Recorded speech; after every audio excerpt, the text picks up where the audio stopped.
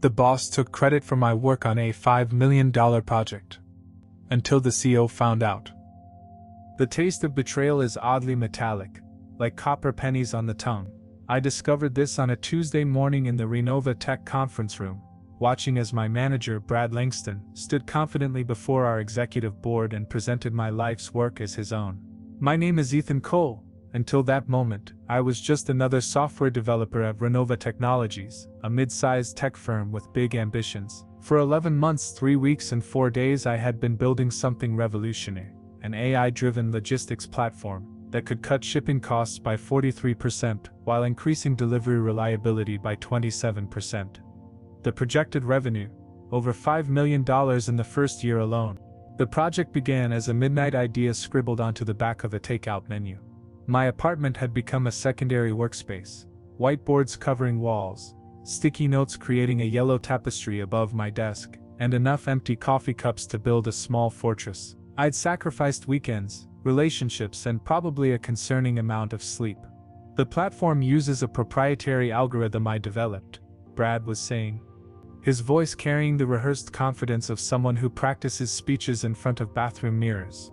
It analyzes thousands of variables simultaneously to optimize shipping routes in real time.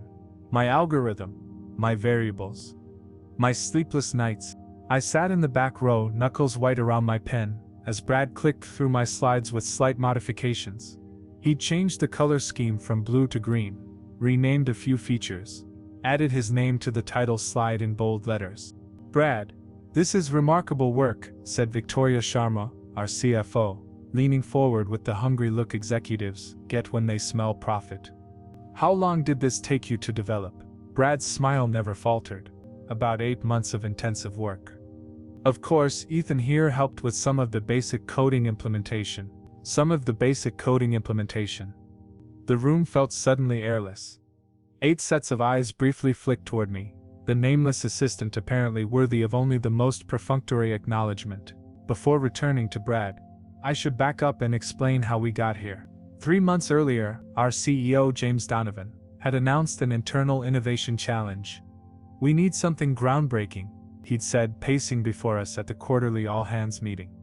"Something that will put us ahead of Meridian Systems." Meridian, our chief competitor, had just secured a major contract that should have been ours. While others pitched safe, incremental improvements, I saw an opportunity. I'd been quietly working on my platform for months already, initially just as a way to solve problems I'd noticed in our existing systems. But with Donovan's challenge, I accelerated my timeline, working through nights and weekends with a renewed sense of purpose. 2 weeks ago, I had finally completed a working prototype. The code wasn't perfect, software never is, but it worked. It worked beautifully.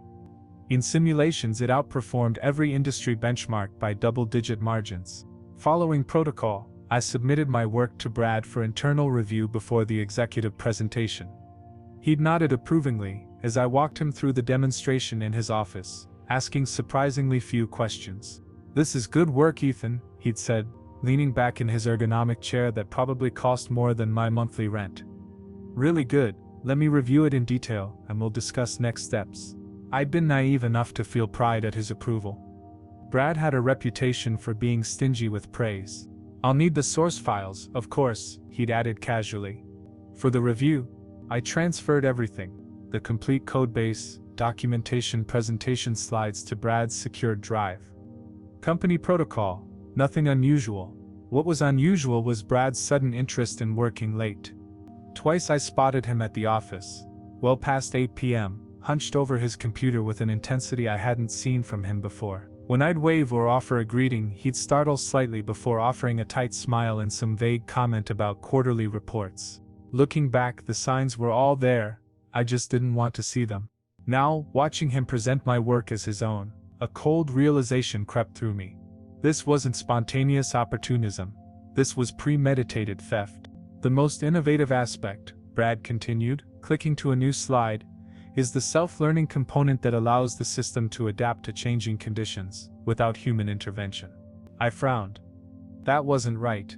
My system did have machine learning capabilities, but they weren't implemented the way Brad was describing.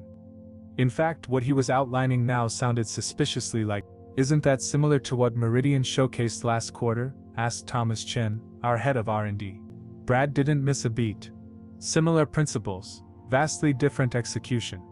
Their system requires manual overrides every 48 hours. Mine is fully autonomous. Mine. The word landed like a slap. I glanced around the table, wondering if anyone else noticed the discrepancy between what Brad was presenting and the actual functionality of my prototype. But they were all nodding, eyes gleaming with the prospect of finally outmaneuvering Meridian. Donovan, our CEO, leaned forward. Timeline to market? 6 weeks for final testing, 2 more for deployment, Brad replied confidently. That was ambitious even for my original design. For whatever modified version Brad was presenting, it was fantasy. I should have spoken up, should have raised my hand and said, "Excuse me, but there seems to be some confusion about the project's authorship and specifications." A simple statement of fact. But I didn't. Maybe it was shock. Maybe it was the paralysis that comes from watching something so unexpected unfold that your brain can't quite process it in real time. Or maybe it was years of corporate conditioning that taught me to respect the chain of command. To handle disagreements privately. To be a team player. So I sat silently as Brad fielded questions with a smoothness that comes only from exhaustive preparation. He'd clearly spent the past week not just changing my slides, but memorizing enough technical details to sound convincing. What I didn't understand yet were the changes he'd made to the actual system. The descriptions he gave didn't align with my design in subtle but significant ways. It was like watching someone describe a portrait they'd hastily repainted, capturing the general outline, but missing crucial details that gave the original its worth. As the meeting concluded with unanimous approval to fast-track Brad's innovation, executives filed out with congratulatory pats on his back. I remained seated, a strange numbness spreading through me. Brad approached, straightening his already perfect tie. "Good meeting, don't you think? I'll need you to help implement some of the features I discussed. I've made a few improvements to your initial draft." The casual way he acknowledged my contribution, reducing months of innovative work to a draft, finally broke through my stupor. "What exactly did you change?" I asked, keeping my voice carefully neutral. "Just streamlined a few inefficient processes. Made the interface more executive-friendly." He glanced at his watch. "Let's discuss details tomorrow. I've got a lunch with Donovan to talk next steps." As he strode away, I remained seated in the now empty conference room, trying to process what had happened. I opened my laptop and attempted to access my original project files on the shared drive. Access denied. Brad had already restricted permissions. That coppery taste of betrayal filled my mouth again, as the full weight of the situation settled on me. This wasn't just about credit. Brad had actually modified my work, potentially compromising its functionality, and was now racing it toward deployment.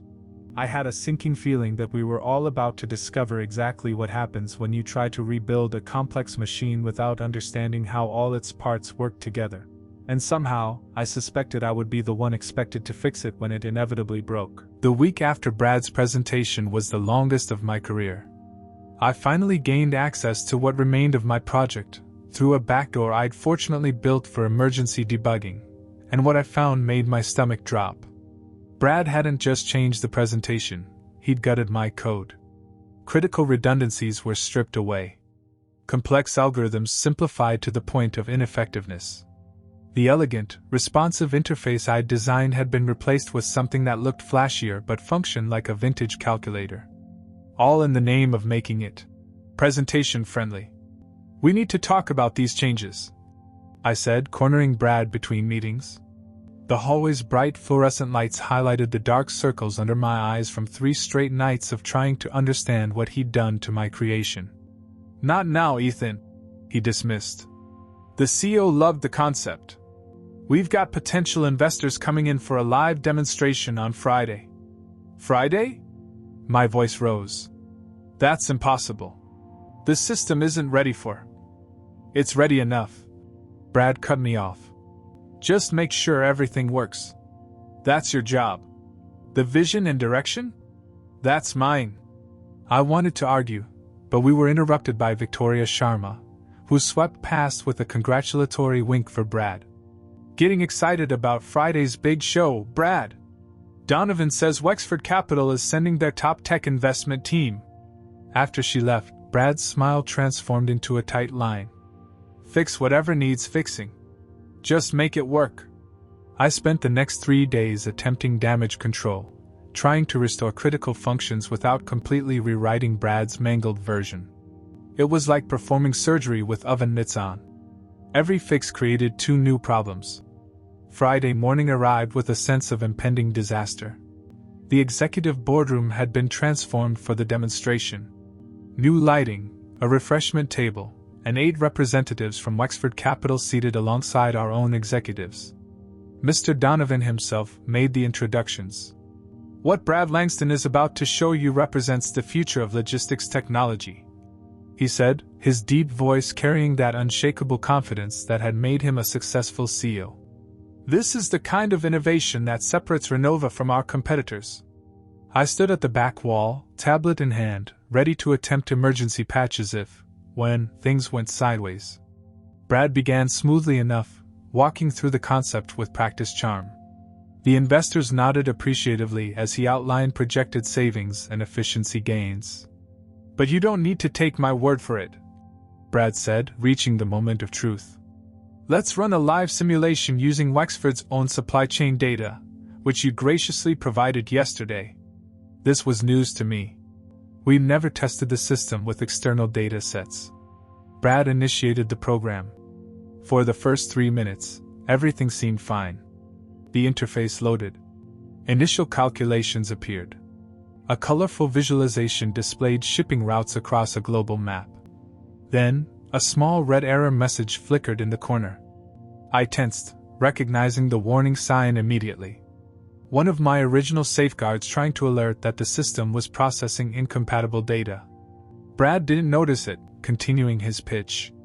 The visualization froze, then glitched. Shipping routes began drawing impossible patterns, crossing continents and oceans in straight lines. As you can see, the optimization is already. Brad stopped mid-sentence as numbers on the screen began multiplying nonsensically. Projected costs skyrocketed into billions rather than decreasing. Mr. Donovan's smile remained fixed, but his eyes darkened. The head of Wexford's team leaned forward. Is this supposed to happen? Just a minor calibration issue, Brad said, his confident voice now tinged with panic. He tapped rapidly on the keyboard, making everything worse. I could have stepped in. Could have connected my tablet and implemented an emergency shutdown protocol that might have saved some dignity.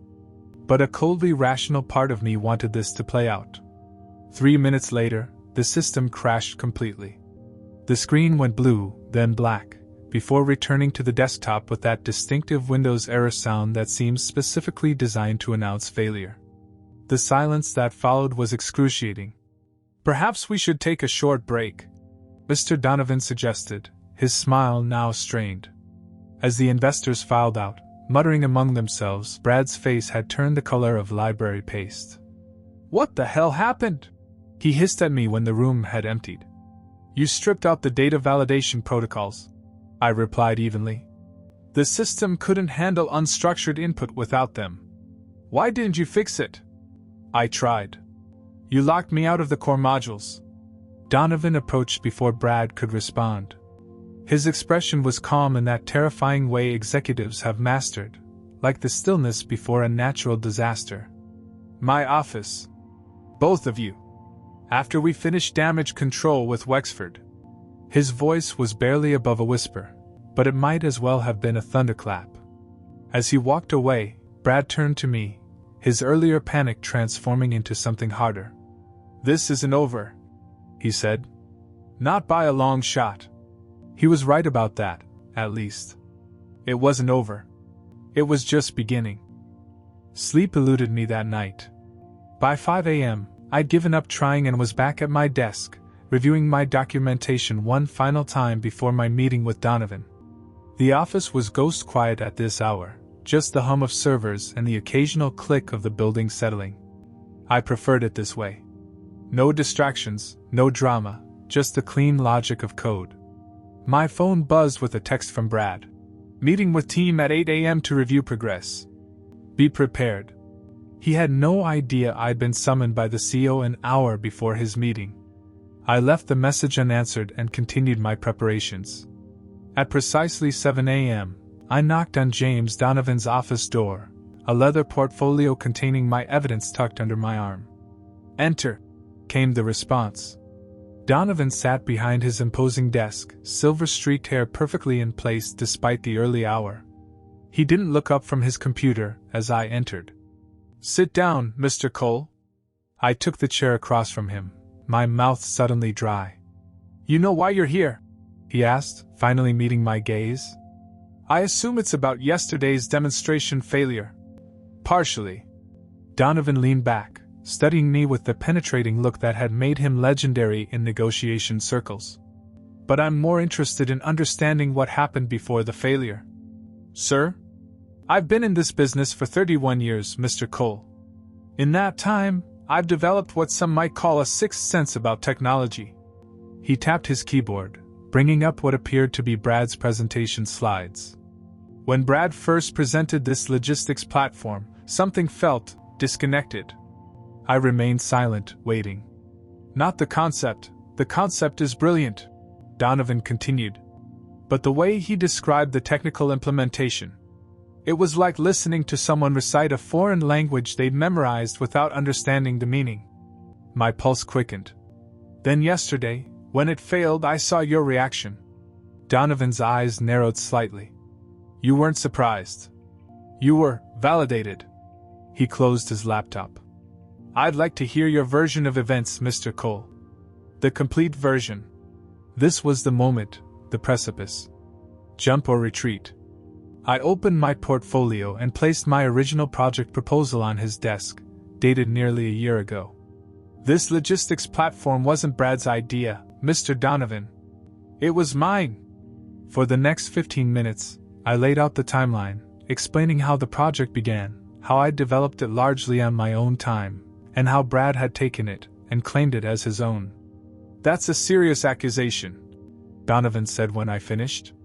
His tone was neutral, giving nothing away. "I'm aware, sir. That's why I brought proof."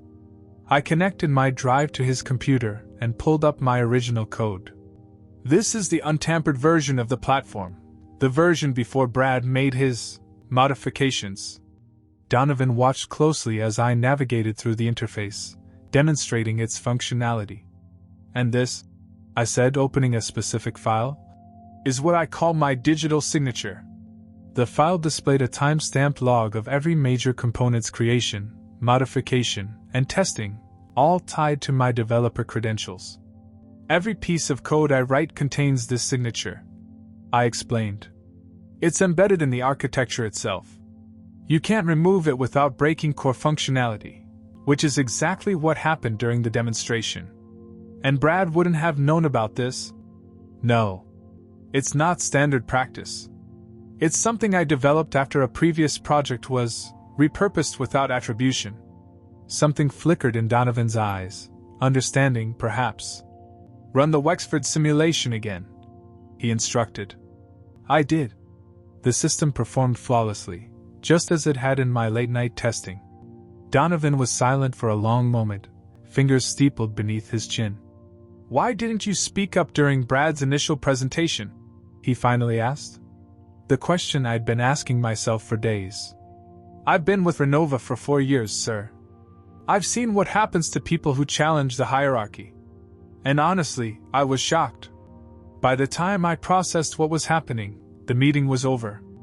And now I'm more concerned about this project succeeding than I am about my own position. This platform works.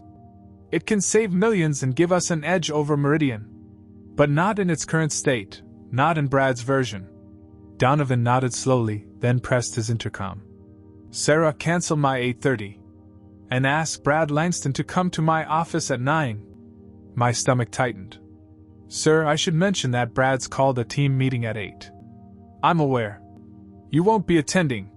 He looked back at me, his expression unreadable. "Instead, I'd like you to walk me through the technical architecture in detail. Every component, every function. I want to understand exactly how this system works." The request caught me off guard. CEOs rarely delved into technical minutiae. Of course, but may I ask why? Donovan's smile was thin but genuine. Because, Mr. Cole, I have a 9:30 call with Wexford Capital that will determine whether we salvage this deal. And I need to know exactly what I'm talking about. As we dove into the technical breakdown, my phone buzzed repeatedly with messages from Brad. I ignored them all. By 8:50, Donovan had a solid grasp of the system's architecture. He checked his watch. Brad will be here soon, he said. I suggest you wait in the executive lounge. Sarah will show you. As I gathered my materials, Donovan added, One more thing, Mr. Cole. Regardless of how this plays out, I want to thank you for your honesty. It's rarer than it should be. 10 minutes later, through the lounge's glass partition, I watched Brad stride confidently toward Donovan's office, unaware of the storm awaiting him. The truth was finally about to have its moment. From the executive lounge, I couldn't hear the conversation in Donovan's office, but I didn't need to.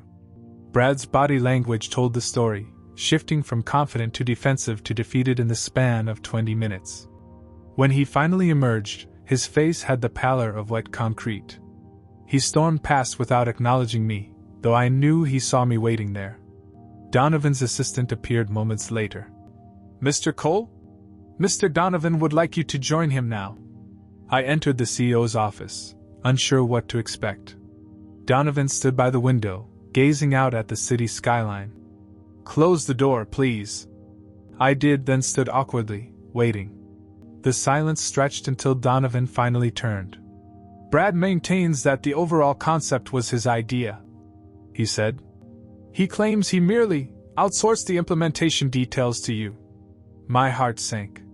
Despite everything, Brad was still clinging to his lie.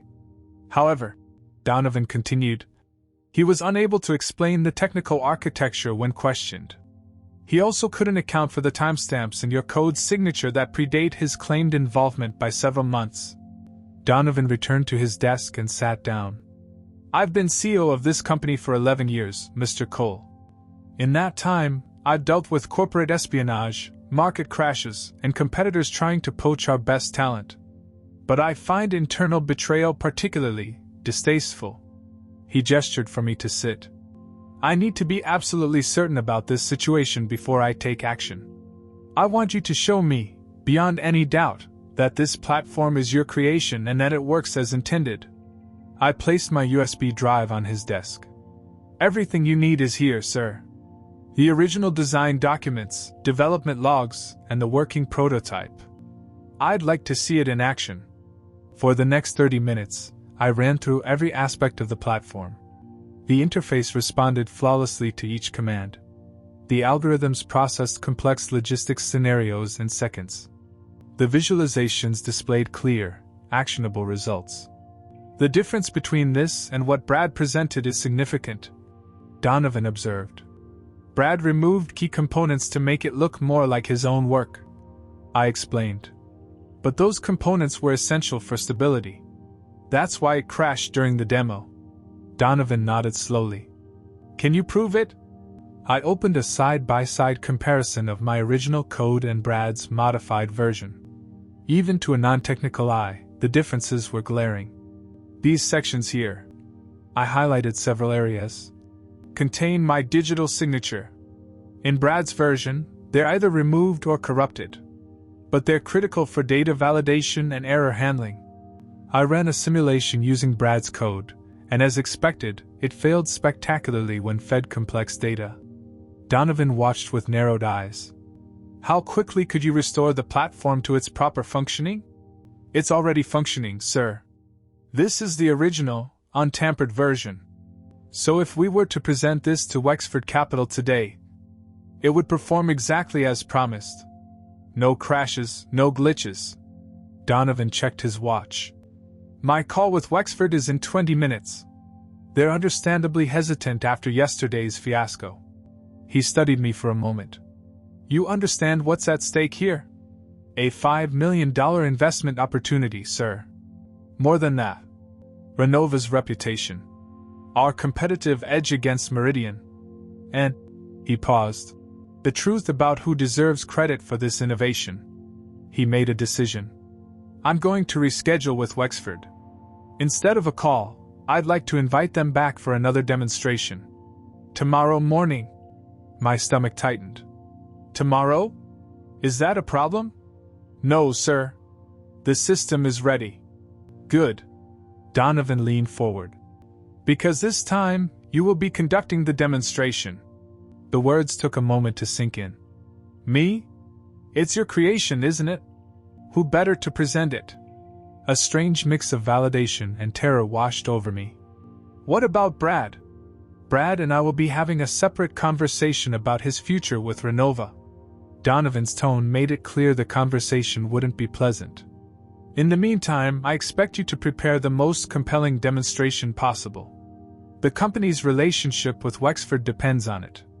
I nodded, still processing this abrupt shift in fortune. One more thing, Mr. Cole. Donovan's expression softened slightly. Why did you embed that signature in your code? It's not standard practice. The question caught me off guard. Honestly, I've had ideas appropriated before. Not just here, at previous companies too. After the last time, I decided to build in a safeguard. Prudent, Donovan said. Though unfortunate that it was necessary. He stood, signaling our meeting was ending. Prepare for tomorrow. 10 a.m. main conference room. I'll have marketing create new presentation materials with proper attribution. As I reached the door, he added, And Ethan? Thank you for your integrity. It's rarer than people think. I nodded, unable to find the right words. Walking back to my desk, I felt strangely hollow. The validation I'd imagined would feel triumphant instead felt complicated. A colleague's career was imploding. A project I'd nurtured in silence was suddenly thrust into the spotlight.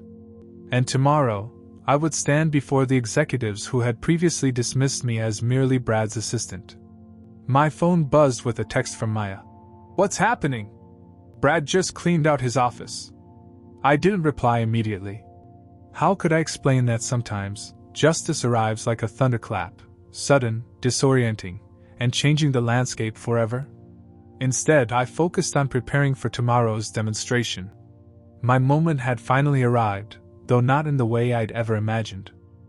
The emergency team meeting Brad called that evening had all the warmth of a firing squad. 6 developers, our UX designer, and me, crammed into a conference room with the blinds drawn and the overhead lights casting harsh shadows across exhausted faces. Brad paced at the head of the table, tie loosened, sleeves rolled up, the universal executive signal for serious business mode. I'll cut to the chase, he said, stopping abruptly. We just lost a potential $5 million investment because of implementation failures. My colleagues shifted uncomfortably. None of them had been part of this project. None of them even knew it existed until Brad's presentation last week. Ethan, Brad said, turning the full force of his gaze on me. Would you like to explain to the team why your code failed spectacularly in front of the CEO and our most promising investors? The audacity nearly took my breath away. My code? Yes, your code. The implementation you were responsible for. I felt heat rising from my collar. Brad, that system failed because you removed critical validation protocols and error handling from the original design. Brad's laugh was sharp and dismissive. Original design? I think you're confused about your role here. The design was mine. The architecture was mine. You were tasked with implementation, which clearly wasn't tested properly. My colleagues' eyes bounced between us like spectators at a tennis match. Most kept their expressions carefully neutral, corporate survival instinct in action. Maya, our lead UX designer, frowned slightly. She and I had collaborated on previous projects, and she knew my work ethic. I need solutions, not excuses, Brad continued. The CEO expects a working prototype by Monday morning. We'll be spending the weekend fixing this disaster. We? I echoed. The team, Brad clarified, gesturing around the table. I've already informed HR about the mandatory overtime. Groans filled the room.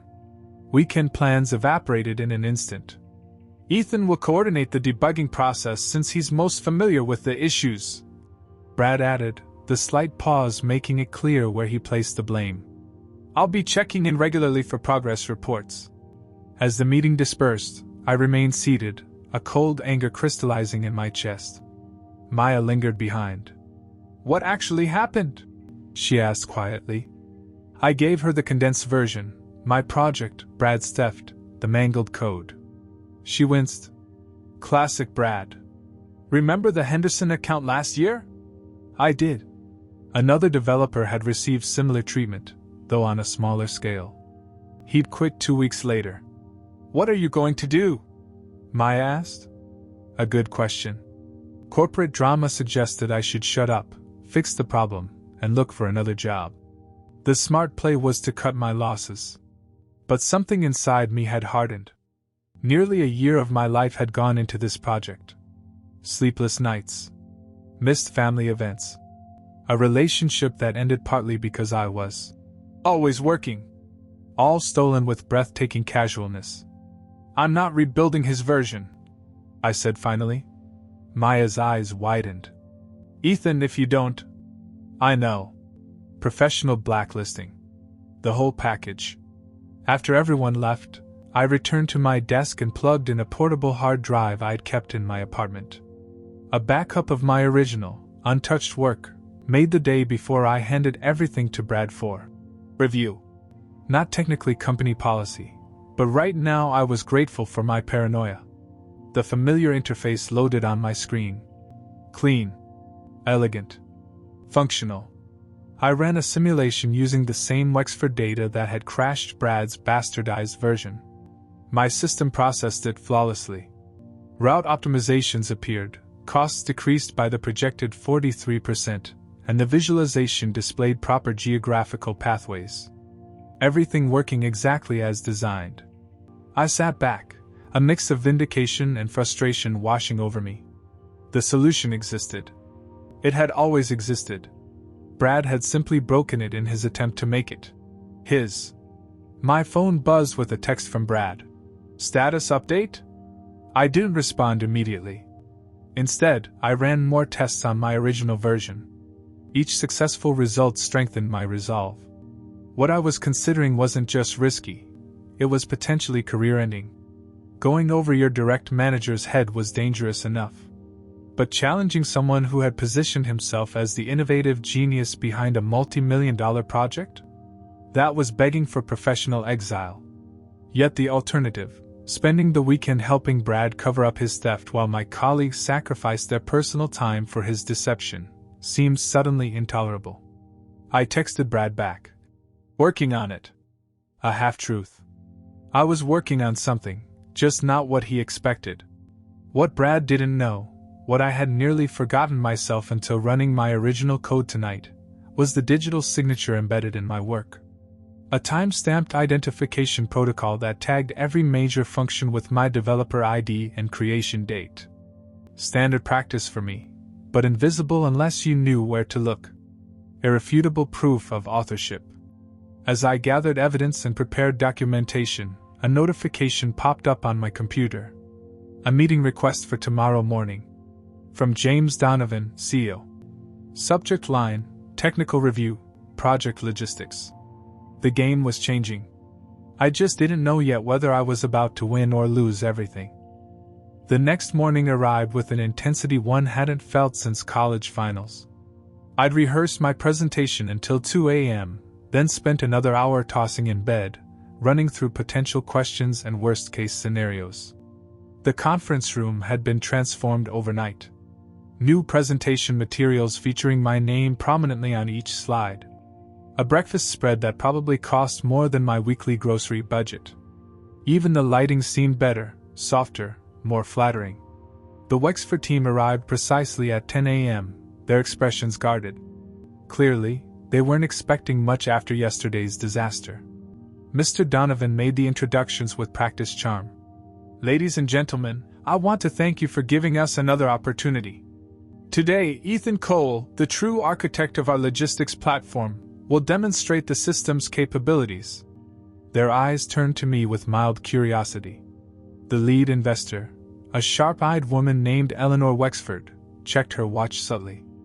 I had exactly one chance to change their minds. Yesterday, you saw a modified version of the platform that had been stripped of its core functionality. I began, my voice steadier than I expected. Today, I'd like to show you the original, fully functional system, and explain exactly how it will revolutionize supply chain management. For the next 40 minutes, I walked them through every aspect of my creation. The complex algorithms that optimized routing in real time. The machine learning components that adapted to changing conditions. The intuitive interface that made all this complexity accessible to non-technical users. When I ran the simulation using their own supply chain data, the same data that had crashed Brad's version, the system performed flawlessly. Routes optimized. Costs decreased dramatically. Efficiency metrics climbed. The room's energy shifted palpably. Investors leaned forward. Questions became more specific, more engaged. Eleanor Wexford herself interrupted twice to explore potential applications for their international shipping operations. Can we stress test it? She asked finally. I'd like to see how it handles catastrophic disruptions, like the port strikes we faced last year. Absolutely, I said, fingers flying over the keyboard. I hadn't prepared specifically for this scenario, but the system was designed to handle exactly such contingencies. The visualization adjusted in real time, rerouting shipments around the simulated port closure, calculating new timelines and costs. The projected losses were 62% lower than what Wexford had actually experienced during the real-world crisis. Eleanor exchanged glances with her team. Small nods passed between them. We'd like to move forward, she announced, turning to Donovan. Our legal team will contact yours this afternoon to begin drafting terms. The relief in the room was almost tactile. Donovan's smile could have powered the building. As the meeting concluded and handshakes were exchanged, Eleanor approached me directly. Mr. Cole, that was impressive work, she said. Particularly your handling of our stress test scenario. Thank you. I'm curious, why weren't you presenting yesterday? The question caught me off guard. I glanced at Donovan, who gave me a slight nod. There was some confusion about project attribution, I said carefully. I see. Her eyes, shrewd and perceptive, suggested she understood exactly what had happened. Well, I'm glad it's been resolved. We invest in technologies, Mr. Cole, but we also invest in people. I look forward to working with you directly as this partnership develops. After the investors departed, Donovan clapped a hand on my shoulder. Well done, Ethan. Extremely well done. The following week passed in a blur. Brad was officially demoted to project coordinator in our satellite office in Phoenix. Failure to deliver was the reason given in the company-wide email. Everyone knew the truth, though. Office gossip travels faster than light. On Friday afternoon, I received a calendar invitation from Donovan's assistant. Board meeting, Monday, 9 a.m., attendance required. The subject line sent a jolt of anxiety through me. Board meetings were for executives, not developers. I spent the weekend alternating between preparation and panic. By Monday morning, I'd created 3 different presentation decks, unsure what exactly would be expected of me. When I arrived, Donovan was waiting outside the boardroom. Nervous? He asked. Terrified, I admitted. He smiled. Don't be. This is a formality, but an important one. The executive board was already seated when we entered, the same people who had applauded Brad's death just 2 weeks earlier. Ladies and gentlemen, Donovan began. As you know, the Wexford deal has been secured, a $5.2 million investment in our logistics platform. Approving murmurs circled the table. This represents not only a financial win but a significant competitive advantage over Meridian. And we have one person to thank for it. He gestured toward me. I'd like to formally introduce Ethan Cole, who developed the platform from concept to execution. Victoria Sharma, who had winked at Brad so encouragingly before, studied me with new interest. In recognition of his contribution and technical leadership, Donovan continued, I've decided to create a new position. Effective immediately, Ethan will serve as lead developer for the logistics division, reporting directly to me. The announcement hit me like a physical force. Lead developer? Direct report to the CEO?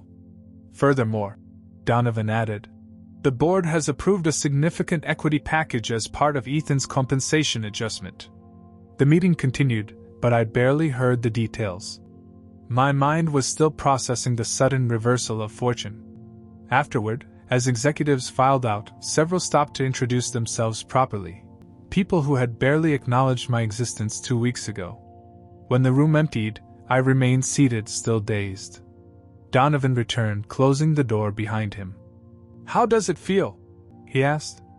I considered the question carefully. Validating, I said finally. But also strange.